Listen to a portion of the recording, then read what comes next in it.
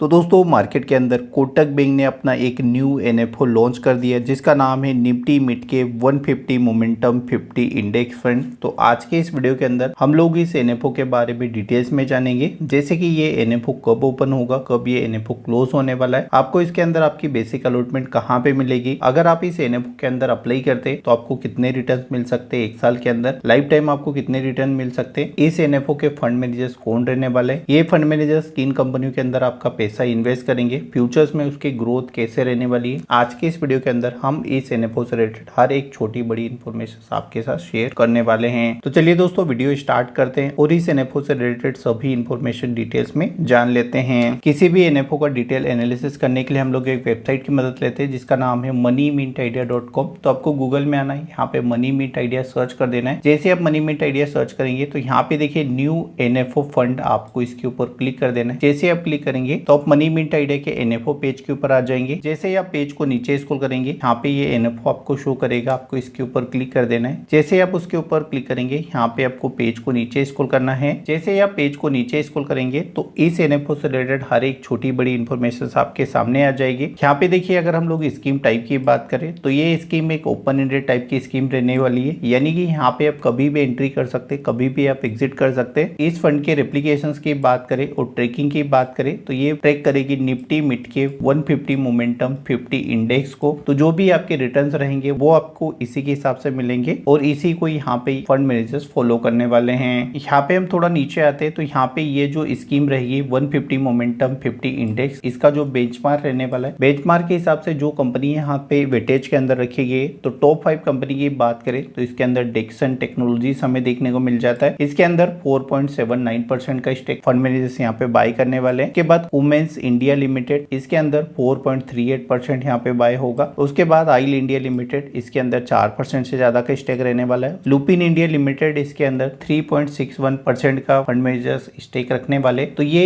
इस इंडेक्स की top 5 holding है। अगर आप सभी होल्डिंग देखना चाहते हैं तो मनी मिंट आइडिया के ऊपर आके आप सारी चीजें यहाँ पे डिटेल्स में जान सकते हैं। यहाँ पे हमें इस एनएफओ की सभी इंपोर्टेंट रेट्स के बारे में बताया जाता है। तो यहाँ पे अगर हम लोग स्कीम ऑफर की बात करें तो ये कोटक की तरफ से निकल के आती है। ऑफर प्राइस की बात करें तो 10 रुपए पर यूनिट के हिसाब से हमें अलॉटमेंट मिलने वाली है। स्कीम टाइप की बात करें तो ये स्कीम ओपन एंडेड टाइप की स्कीम रहने वाली है। इसके ओपनिंग डेट की बात करें तो 19 सितंबर से स्कीम ओपन हो चुकी है। यहाँ पे अगर क्लोजिंग डेट की बात करें तो 3 अगस्त को ये स्कीम क्लोज हो जाएगी। आपकी जो अलॉटमेंट रहेगी वो 8 अगस्त को आपको मिल जाएगी। कैटेगरी टाइप की बात करें तो यहाँ पे देखिए एक इंडेक्स को फॉलो करेंगे, देन जो भी रिटर्न रहेंगे वो आपको इसी इंडेक्स के हिसाब से मिलने वाले। मिनिमम जो आपकी इन्वेस्टमेंट रहेगी वो 100 रुपए से यहाँ पे स्टार्ट कर सकते हैं आप। इसके अगर हम लोग रिस्क की बात करें तो रिस्क वेरी हाई यहाँ पे रहने वाला है, तो इसको भी आपको समझ लेना है। अगर आप कैपेबल है रिस्क लेने के लिए तो आप इसके अंदर इन्वेस्ट करने के बारे में सोच सकते हैं। यहाँ पे हमें फंड की अदर डिटेल्स के बारे में बताया जाता तो एग्जिट लोड यहाँ पे नील रहने वाला है। इसमें कोई भी आपको एग्जिट लोड, एंट्री लोड यहाँ पे नहीं रहने वाला। स्टाम्प ड्यूटी यहाँ पे आप देख सकते हैं। मिनिमम इन्वेस्टमेंट आप 100 रुपए से कर सकते हैं, मैक्सिमम आप कितना भी इन्वेस्टमेंट कर सकते हैं। मिनिमम एसआईपी की बात करें तो उसके अंदर भी आप 100 रुपए से अपनी इन्वेस्टमेंट जर्नी को स्टार्ट कर सकते हैं। यहाँ पे हमें फंड एसेट एलोकेशंस के बारे में बताया जाता है। तो यहाँ पे ये जो इंडेक्स रहेगा उसके अंदर फंड मैनेजर्स 95% तक इन्वेस्टमेंट करेंगे और मैक्सिमम भी 100% तक जाएंगे। अगर फंड मैनेजर्स को लगता है कि डेबिट मनी मार्केट इंस्ट्रूमेंट के अंदर उन्हें कोई अपॉर्चुनिटीज नजर आती है तो 0 से लेके 5% तक वो यहाँ पे इन्वेस्टमेंट करने के बारे में सोच सकते हैं। इससे ज्यादा फंड मैनेजर्स यहाँ पे इन्वेस्टमेंट नहीं करेंगे। यहाँ पे हमें फंड मैनेजर्स के बारे में बताया जाता है जो स्कीम को मैनेज करेंगे। तो यहाँ पे आप उनके नाम देख सकते हैं। यहाँ पे आपको उनकी सभी क्वालिफिकेशन मिल जाएगी, उन्हें कितना एक्सपीरियंस है, किन कंपनियों के साथ वो काम कर चुके हैं। इस फंड के जो फंड मैनेजर रहेंगे उसकी डिटेल्स यहाँ पे मनी मिंट आइडिया के ऊपर आपको मिल जाएगी। तो आप खुद भी आके सारी चीजें यहाँ पे चेक कर सकते हैं। यहाँ पे हमें उन सभी सेक्टर्स के बारे में बताया जाता है जिनके अंदर ये कंपनियां फंड मैनेजर्स पिक करने वाले हैं। तो सबसे ज्यादा जो इन्वेस्टमेंट रहेगी वो कैपिटल गुड्स से रिलेटेड जो भी कंपनियां रहेगी उनके अंदर 19.59% तक स्टेक इन्वेस्टमेंट किया जाएगा। उसके बाद सेकंड लार्जेस्ट सेक्टर आएगा वो फाइनेंशियल सर्विस से रिलेटेड आएगा। जो फाइनेंशियल सर्विस से रिलेटेड कंपनियां रहेगी उसके अंदर 14% से ज्यादा इन्वेस्टमेंट किया जाएगा। उसके बाद आ जाता है रियल्टी और इंफ्रा, तो इसके अंदर 10% के समथिंग इन्वेस्टमेंट किया जाता है। उसके बाद कंज्यूमर ड्यूरेबल की बात करें तो यहाँ पे 9% से ज्यादा इन्वेस्टमेंट। उसके बाद अगर आप देखेंगे तो हेल्थ केयर आ जाएगा, इसके अंदर भी 9% से ज्यादा का इन्वेस्टमेंट रहने वाला है। अगर आप सभी सेक्टर्स के बारे में जानना चाहते हैं तो मनी मिंट आइडिया के ऊपर विजिट करिएगा, सभी इंफॉर्मेशन यहाँ पे आपको मिल जाएगी।